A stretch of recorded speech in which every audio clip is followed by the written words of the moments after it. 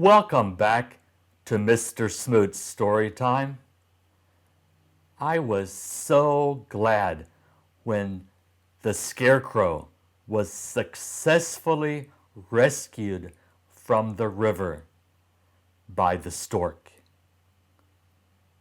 We continue the story today with Dorothy and her friends as they journey toward the Emerald City.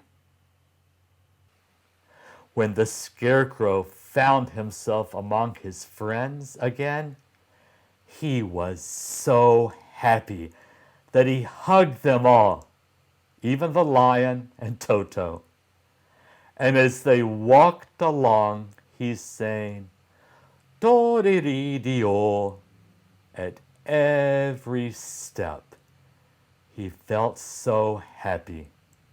I was afraid I should have to stay in the river forever, he said. But the kind stork saved me. And if I ever get any brains, I shall find the stork again and do it some kindness in return. That's all right, said the stork, who was flying along beside them. I always like to help anyone in trouble. But I must go now, for my babies are waiting in the nest for me.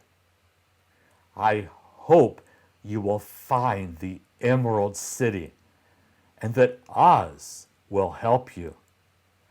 Thank you, replied Dorothy. And then the kind stork flew into the air and was soon out of sight.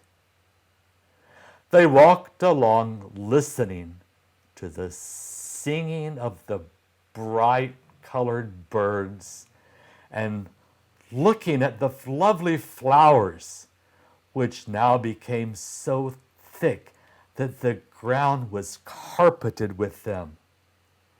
These were big yellow and white and blue and purple blossoms, besides great clusters of scarlet poppies, which were so brilliant in color they almost dazzled Dorothy's eyes. Aren't they beautiful?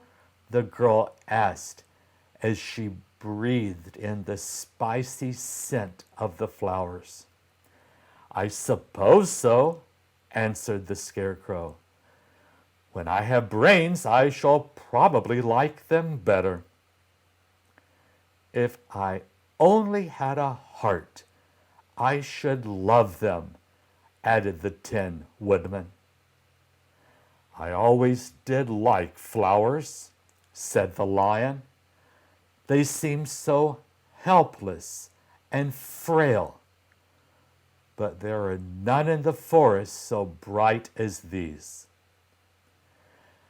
They now came upon more and more of the big scarlet poppies, and fewer of the other flowers. And soon they found themselves in the midst of a great meadow of poppies. Now, it is well known that when there are many of these flowers together, their odor is so powerful that anyone who breathes it falls asleep. And if the sleeper is not carried away from the scent of the flowers, he sleeps on and on forever. But Dorothy did not know this, nor could she get away from the bright red flowers that were everywhere about. So presently, her eyes grew heavy, and she felt she must sit down to rest and to sleep. But the Tin Woodman would not let her do this. "We must hurry and get back to the road of yellow brick before dark," he said, and the Scarecrow agreed with him. So they kept walking until Dorothy could stand no longer. Her eyes closed in spite of herself, and she forgot where she was and fell among the poppies, fast asleep. "What shall we do?" asked the Tin Woodman. "If we leave her here, she will die," said the Lion. "The smell of the flowers is killing us all. I myself can scarcely keep my eyes open, and the dog is asleep already." It was true. Toto had fallen down beside his little mistress. But the Scarecrow and the Tin Woodman, not being made of flesh, were not troubled by the scent of the flowers. "Run fast," said the Scarecrow to the Lion, "and get out of this deadly flower bed as soon as you can.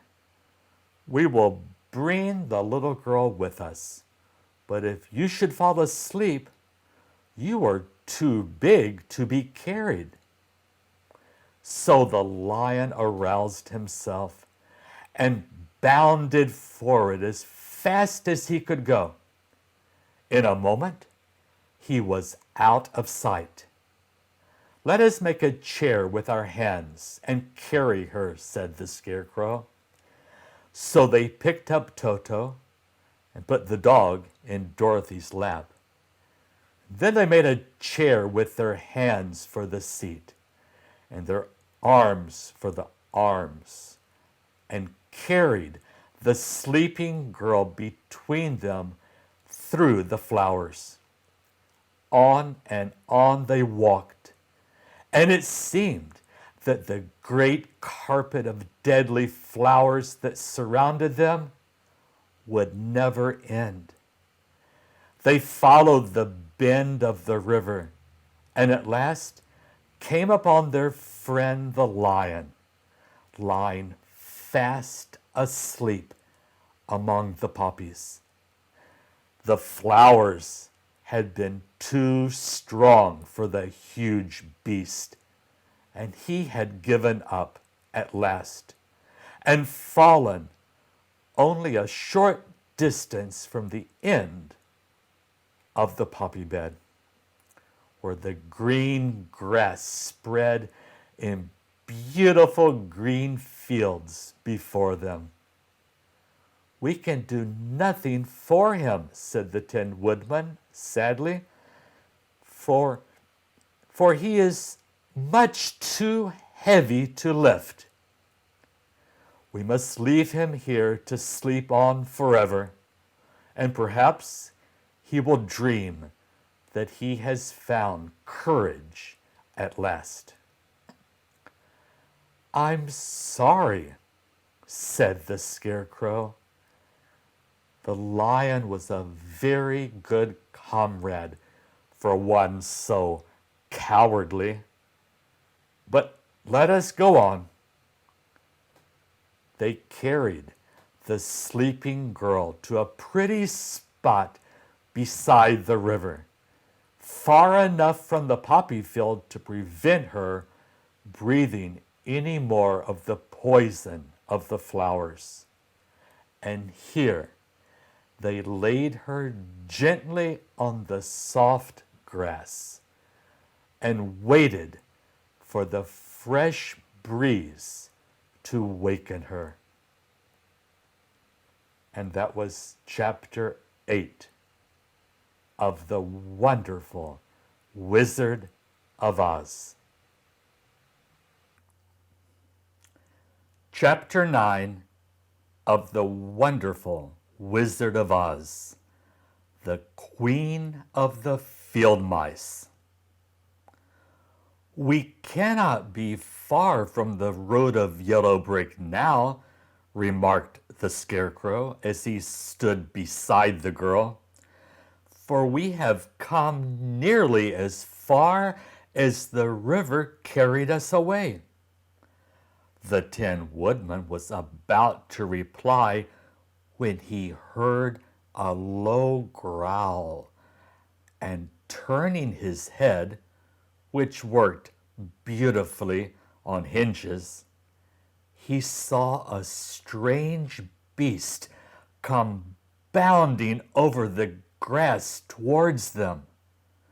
It was indeed a great yellow wildcat, and the woodman thought it must be chasing something, for its ears were lying close to its head, and its mouth was wide open, showing 2 rows of ugly teeth, while its red eyes glowed like balls of fire.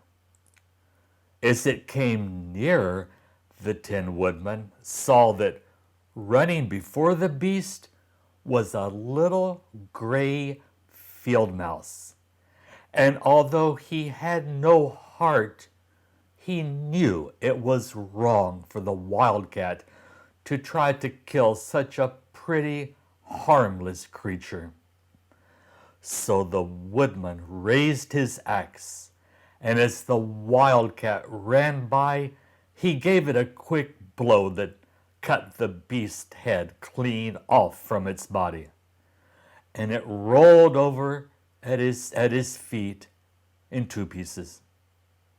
The field mouse, now that it was freed from its enemy, stopped short, and coming slowly up to the woodman, it said in a squeaky little voice, "Oh, thank you ever so much for saving my life." "Don't speak of it, I beg of you," replied the woodman. "I have no heart, you know, so I am careful to help all those who may need a friend, even if it happens to be only a mouse." "Only a mouse?" cried the little animal indignantly. "Why, I am a queen, the queen of all the field mice."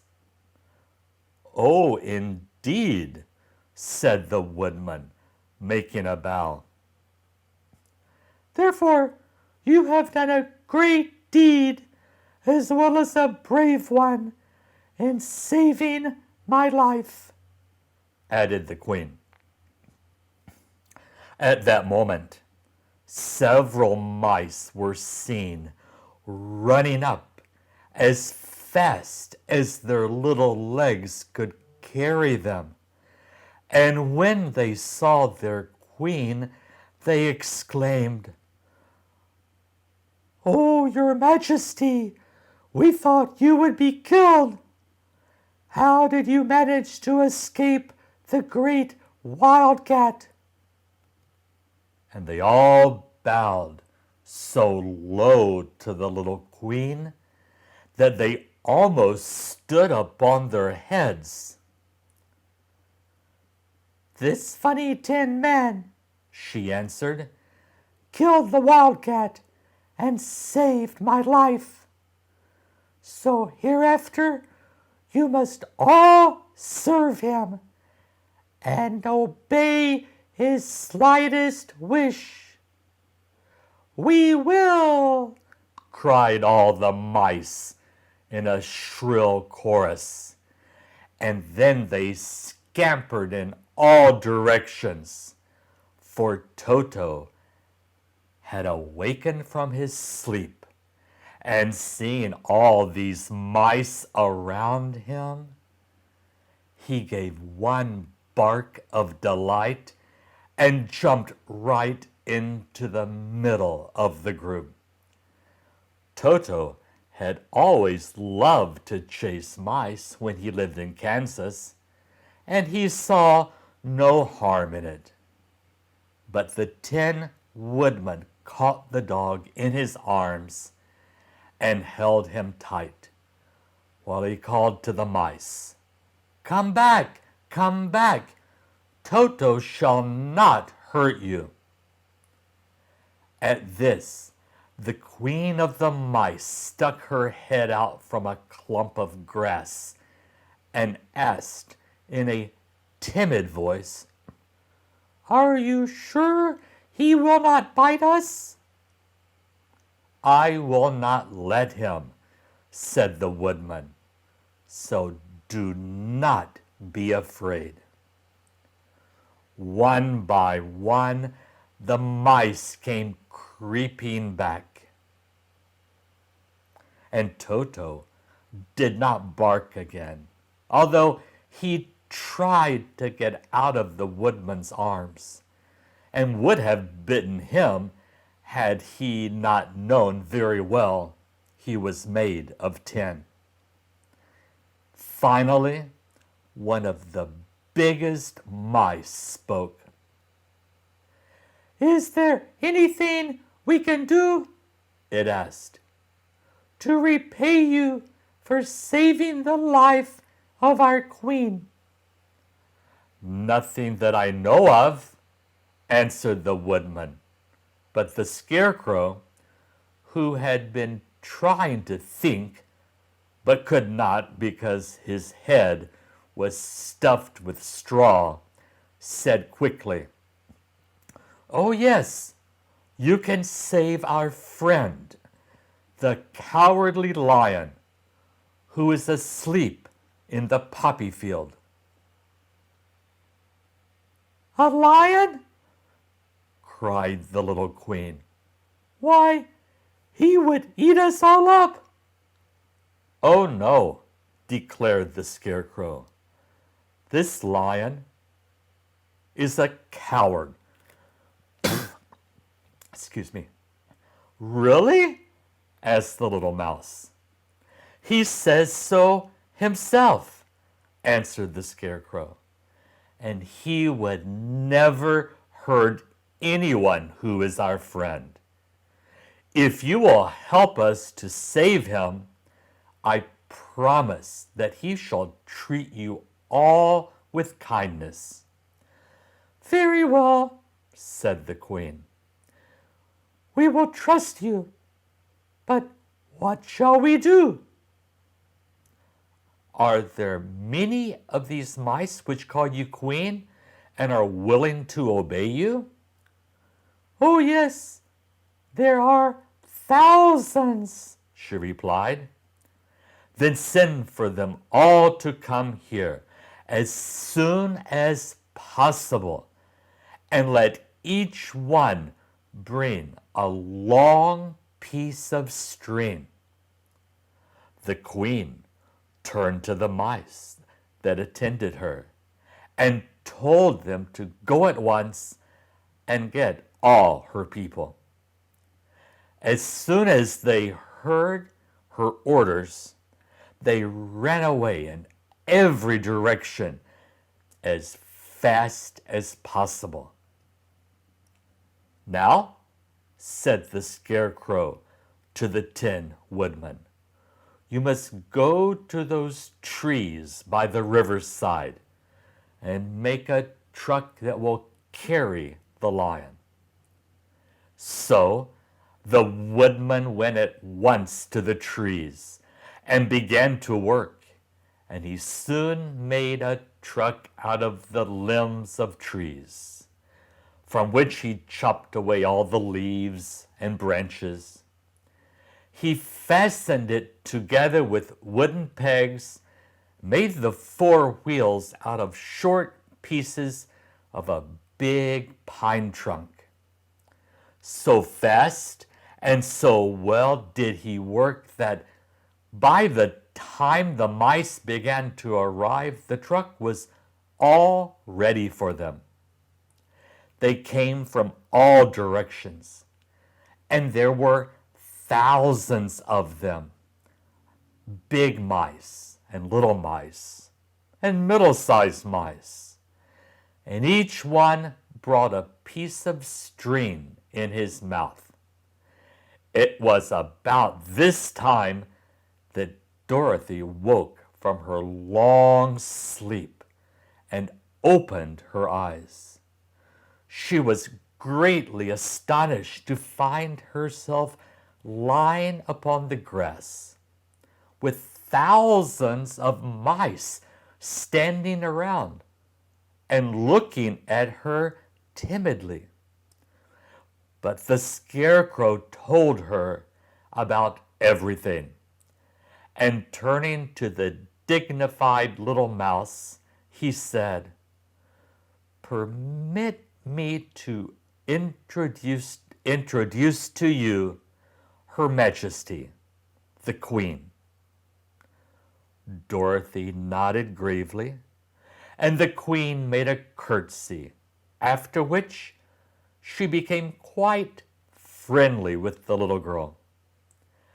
The Scarecrow and the Woodman now began to fasten the mice to the truck, using the strings they had brought. One end of a string was tied around the neck of each mouse, and the other to the truck. Of course, the truck was 1,000 times bigger than any of the mice who were here to draw it. But when all the mice had been harnessed, they were able to pull it quite easily. Even the Scarecrow and the Tin Woodman could sit on it, and they were drawn swiftly by their queer little horses to the place where the lion lay asleep. After a great deal of hard work, for the lion was heavy, they managed to get him up on the truck. Then the Queen hurriedly gave her people the order to start, for she feared if the mice stayed among the poppies too long, they also would fall asleep.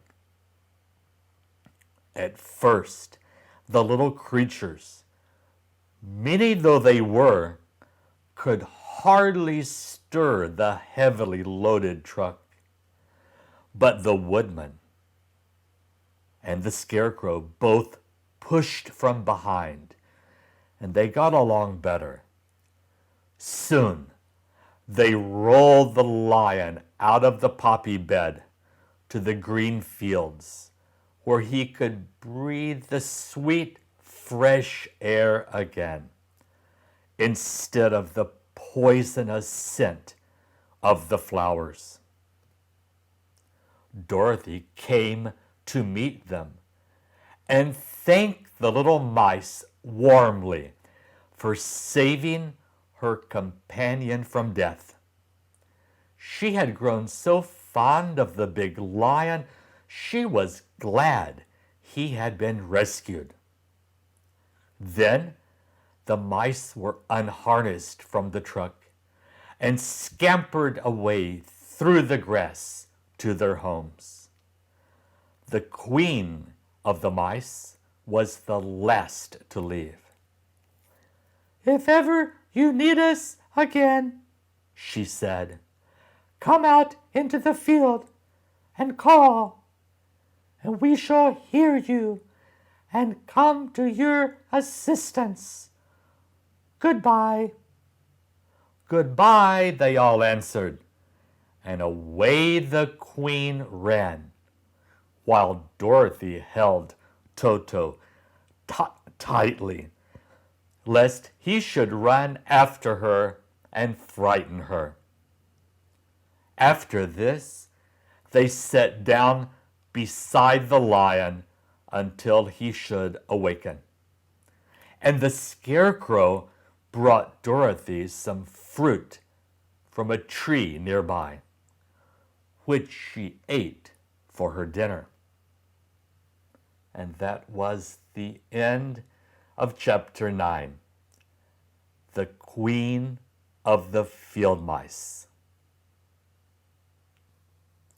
Chapter 10 of the Wonderful Wizard of Oz, the Guardian of the Gate.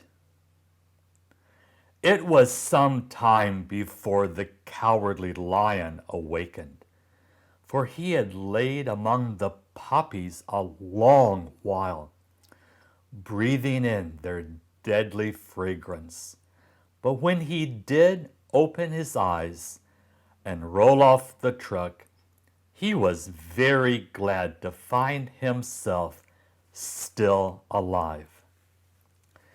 I ran as fast as I could, he said, sitting down and yawning. But the flowers were too strong for me. How did you get me out? Then they told him of the field mice and how they had generously saved him from death. And the Cowardly Lion laughed and said, I have always thought myself very big and terrible, yet such small things as flowers came near to killing me, and such small animals as mice have saved my life. How strange it all is. But comrades, what shall we do now? We must journey on until we find the road of yellow brick again, said Dorothy, and then we can keep on to the Emerald City. So the lion, being fully refreshed and feeling quite himself again, they all started upon the journey, greatly enjoying the walk through the soft, fresh grass. And it was not long before they reached the road of yellow brick and turned again toward the Emerald City, where the great Oz dwelt. The road was smooth and well paved now, and the country about was beautiful, so that the travelers rejoiced in leaving the forest far behind, and with it the many dangers they had met in its gloomy shades. Once more, they could see fences built beside the road, but these were painted green. When they came to a small house, in which a farmer evidently lived, that also was painted green. They passed by several of these houses during the afternoon, and sometimes people came to the doors and looked at them as if they would like to ask questions. But no one came near them nor spoke to them because of the great lion, of which they were much afraid. The people were all dressed in clothing of a lovely emerald green color and wore peaked hats like those of the Munchkins. This must be the land of Oz, said Dorothy, and we are surely getting near the Emerald City. Yes, answered the Scarecrow. Everything is green here, while in the country of the Munchkins, blue was the favorite color. But the people do not seem to be as friendly as the Munchkins, and I'm afraid we shall be unable to find a place to pass the night. I should like something to eat besides fruit, said the girl, and I'm sure Toto is nearly starved. I hope Dorothy and her friends will find someone kind enough to let them stay with them. We will find out next week on Mr. Smoot's Storytime.